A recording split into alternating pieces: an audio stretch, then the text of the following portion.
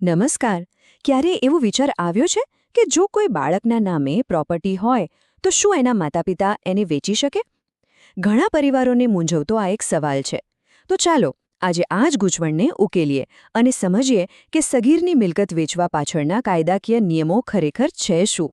તો સૌથી સીધો સવાલ એ છે કે સગીરના નામે જે મિલકત હોય એને વેચી શકાય કે નહીં?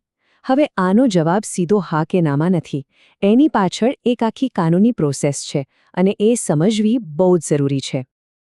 આ આખી વાતને સમજવા માટે સૌથી પહેલા એક ખૂબ જ મૂળભૂત તફાવત સમજવો પડશે.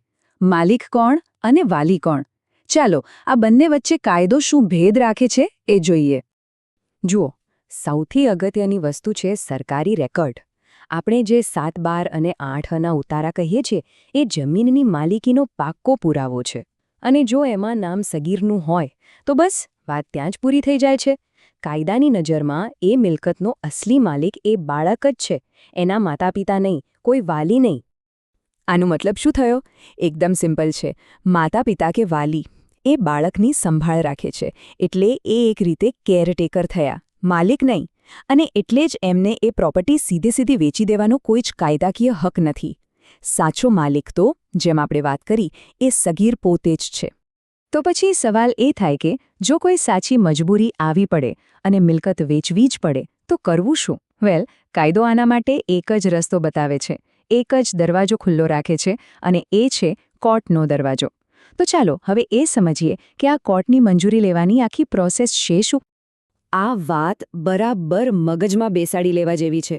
સગીરની પ્રોપર્ટી વેચતા પહેલા કોર્ટની પરમિશન લેવી એ કોઈ ઓપ્શન નથી, એ ફરજિયાત છે.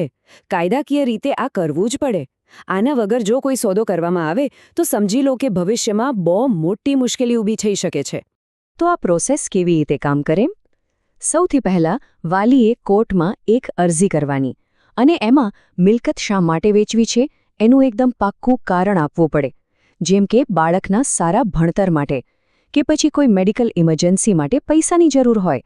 પણ સૌથી અગત્યની વાત એ છે કે કોર્ટને એ સાબિત કરીને બતાવવું પડે કે આ સોદો કરવાથી સગીરનું ભલું જ થશે, એના હિતમાં જ છે.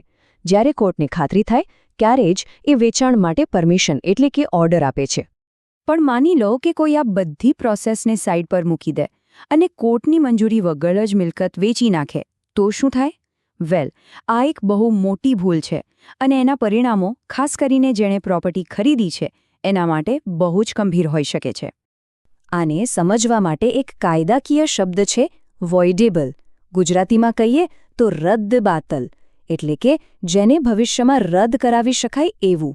આનો અર્થ એ નથી કે દસ્તાવેજ તરત જ ગેરકાયદેસર થઈ ગયો, ના, પણ એનો મતલબ એ છે કે ભવિષ્યમાં એને કોર્ટમાં પડકારીને રદ કરાવવાનો એક દરવાજો ખુલ્લો રહે છે.